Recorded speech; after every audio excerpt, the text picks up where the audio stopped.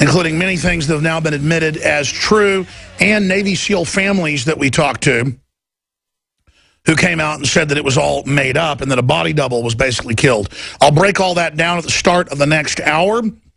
Jade Helm has blown open worldwide, from the German to the Japanese to the Financial Times of London. It is big. We just have so much to go over. We have this new election in England that is supposedly about giving the UK a voice in the EU. We're going to get David Icke's take on that. Now, David Icke is a very controversial figure. He's a friend of mine. I've met him, hung out with him, been involved with him. He's a very nice guy. He's a trailblazer. He's written a bunch of best-selling books. The first one I read was like 19 years ago. I thought it was completely crazy. And so much of it then began to come true. He said and named pedophiles at the BBC here about 12 years ago, and I delayed him. I delayed him and said, David, you can't say names on air that haven't been caught yet. And with the Jimmy Savile and others, it all came out just as he said. The hidden rooms, the torture rooms, the necrophilia, all of it. And it just goes on and on. David Icke was a top BBC presenter on entertainment and sports show, champion goalie. He was the head of the Green Party, a rising star, until he had a vision. And it took him years to extrapolate everything that happened in the vision when he was in Peru. Say what you want about it, a mega brainstorm if you're an atheist, whatever. The point is, he's a very interesting individual. And I remember reading one of his books, I even forget which one, about 10 years ago, and I was starting to think, maybe this guy's on to something more than I thought. And he was saying the whole universe is a hologram held together by an artificial energy source. Well, last year, MIT came out with these new dark matter sensors. We'll pull those articles up. And they said there's something artificial holding reality together, another energy source much larger, much more powerful. And Science Daily wrote a new article about this a few weeks ago. April 27th, is the universe a hologram? Vienna University of Technology, and says that their mathematical equations, but also models, but also testing in a lab is showing that reality is a projection. And so I wanted to get David Icke on to talk about this till the bottom of the hour. Then we're going to shift gears into ISIS and global destabilization and the pedophile rings and what's at the bottom of the spider hole. DavidIcke.com is his website. He's written 16 books, and he is, again, on the air with us. His first big book, the one that I read, was The Biggest Secret. Thank you so much for coming on. Pleasure, Alex. There's a lot to get through. Where are you right now? Are you out there on the Isle of Man? Isle of Wight. The difference between the Isle of Man and the Isle of Wight is the Isle of Man has it's a tax haven, so the Isle of Wight's not. That's where I live. Well, it's certainly beautiful out there. I haven't been to that particular area, but I've seen videos of it. David, there's so much to get into. I want to talk about the state of the world with you, but let's talk about the state of reality.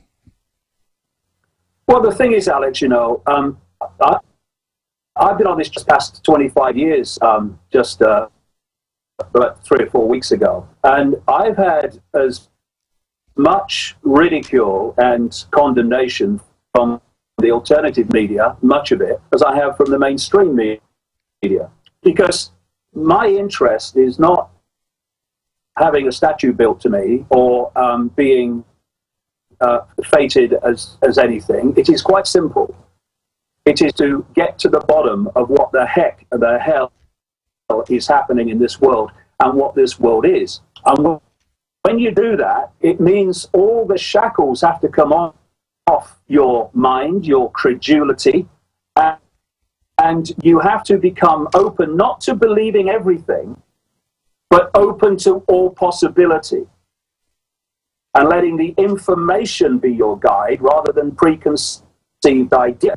And so that's what I've done. I followed the information, and it's taken me into some very, on the face of it, strange areas, and to some strange and to many people extreme conclusions. But I've said all along that if what you say has validity, then you will eventually be shown to be making some kind of sense. And so you know, everyone in the alternative media has to take ridicule, dismissal, and condemnation to an extent, because they are challenging the accepted programmed norms that people are downloading throughout their lives from cradle to grave. But if you keep going beyond where the majority, if you like, the mainstream of the alternative media is, then you get the same treatment from them that you get from the mainstream media. But, like I say, if you're interested in this rather than the popularity contest, then you keep speaking your truth, you keep researching your truth, and if it is truth, then at some point it's going to be shown to be so. And what is happening now with some of these more, these stranger areas of what I've been thinking about, like the nature of the holographic reality that we live in, is that mainstream scientific programs and studies, there's another one at the University of Bonn, and there are others around the world, are concluding that actually the mathematics, the science, puts to the fact that we are living in a reality that is solid in the way that we experience it and we perceive it, but actually not solid in its base form. If you look at a computer system, what you have behind me here is a screen.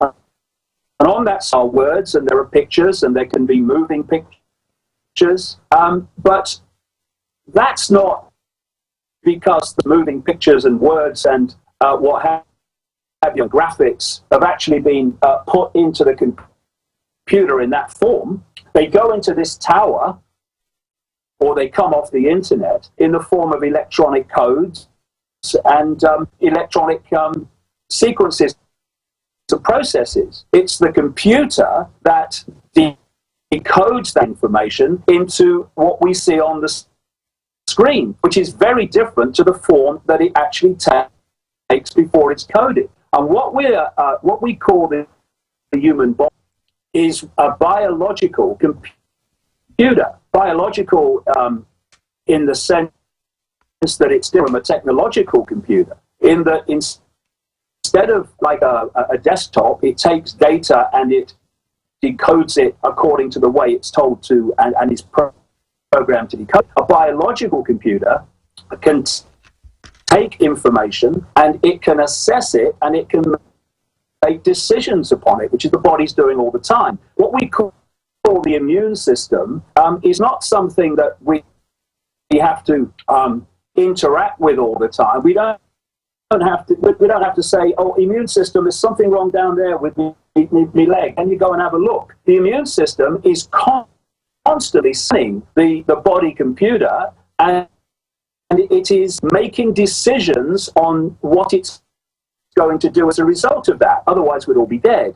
And so, in the same way, the biological computer we call the body is decoding information from this this matrix, this technologically in the end, although much beyond any technology we can imagine, this technologically generated information source and sources. And we are therefore seeing and appearing to experience a world that appears to be solid, that appears to be three-dimensional, but is actually holographic. And if you look at what holograms are that we actually can buy in the shops, they appear to be three-dimensional, but they're actually not. The base form of this reality, the base form of the body, the base form of everything in this reality is an information field. And we then decode the information from that into an apparently three-dimensional world, and a solid world, which, as quantum physics has absolutely shown to be the case, a solid world that cannot possibly be solid. Now, why is this important, Alex? It's because it's with this knowledge that those deep, deep in the shadows, beyond the politicians, beyond the bankers, in in the way that they operate the banking system, beyond the corporation. Would you call them the visitors? Well,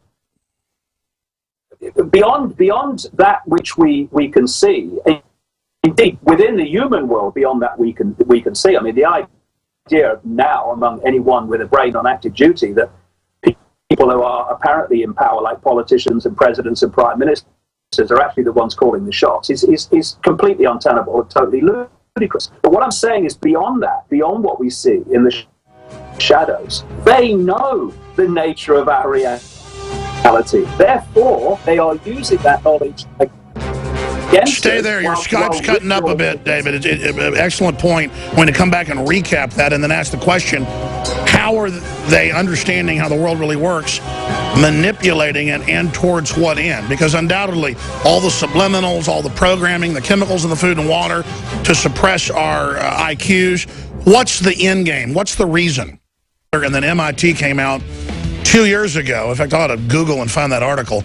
We're showing a few new ones today, different universities saying basically the same thing, that there's an artificial power source holding it all artificially together, the dark matter, and the different dimensional equations that are out there. But regardless, it's good to think about big things and transcend the little globalists who want to wall us in to an even smaller reality. Everything they do is about dumbing people down, destroying their creativity, their imagination. And we can see this war accelerating, a desperate attempt to ridicule, questioning anything. So I think David Icke's very healthy in that he simply transcends their whole false debate. This is a short segment, long segment coming up. David, I've been researching this myself 25 years. I've been on air 20. And the deeper I research it, you just come to the realization, this isn't even good for the elites. As you said, the super puppets, the super class. When you get to the bottom of the rabbit hole, as far as I've gone, it's a hatred of life, a hatred of humans, a hatred of anything wholesome and good, and real sustainability. It's just blacker than hell. It is a spirit of evil. And if you're Christian, you say it's the devil. If you're a Hindu, I guess something similar. But the point is, it's real. And there seem to be people that are energized, possessed, running that program in their mind. And then you look at the research, and I've infiltrated Bohemian Grove, as you know. I've covered Skull and Bones. I mean, even an atheist would look at this and say, these people really believe they're getting divine information from dark entities that want human blood in every culture. And you've talked about that. You've written books about that. So regardless, from a sociology, anthropology perspective, why does this keep manifesting? And then you just go further, but then say so many other things that, I mean, you were the first person I heard 20 years ago talking about pedophiles running England. Now it's confirmed. Now they say national security can't investigate. I'm taking up your time here. It just blows me away. What are they trying to suppress? What reality are they trying to suppress? What's the end game, David Icke? Right, I'm on the phone now. You can see. Yes, it's crystal clear now. Thank you, sir. Audio, yeah. Well, just from what you've kind of listed there, Alex, I mean, I could speak for like 2 hours because there's so many elements to it. But what you were talking about is summed up by a word I've used over and over the years, and that's inversion. We are living in an inversion, and therefore a world that could be about love, that could be about harmony, is inverted. So it's about hatred, it's about disharmony, or that's what this network, both seen and hidden, is trying to create. And so when you talk about these entities, which go under endless names. I mean, you know, one of the frustrating things, Alex, is when I hear people who follow various religions who say, you know, things that I say are a load of nonsense or it's anti their religion.